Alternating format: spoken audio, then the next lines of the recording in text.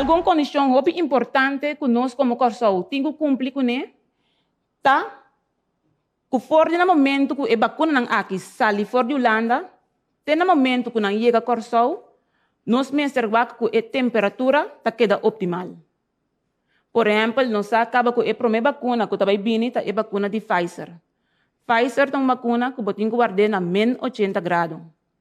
Que mendi for no momento que a bakuna aqui bini for de Holanda, tem no momento que chega corso e vai na localidade que nós vai duna a vacunação, nós mester por controlar a temperatura. Seguinte. Maneira mais bisa acaba, den e prome trajecto, não vai ter suficiente vacuna para tu rende. Sempre vai ter uma epidemia, bota começar pouco a pouco. Bota usa a informação melhor que botin na momento aí. Sempre vai ter COVID, nós apurba, na aguanta COVID para fora. No momento que COVID adrenta, nós apurba na cuida e grupo vulnerável. E sigur, botin que cuida também para a salubridade por si. Dentro do trajecto de vacunação, não nota outro. Que nós também fazemos com a prome bakuna, não? Nós também usamos para os grupos vulneráveis. Pero também nós temos que make sure que o cuido por si.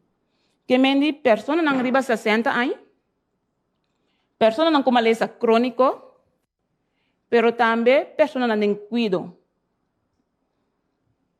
Hendenan sigur que não está bem na remarke para a bakuna, está muito não bau de 16 anos e também hende muhe estado.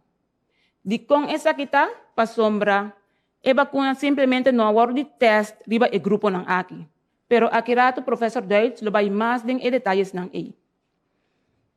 Lo que comique para Deutsch lexi para rende, que nunca minda bono por obligar hende para tomar a bakuna.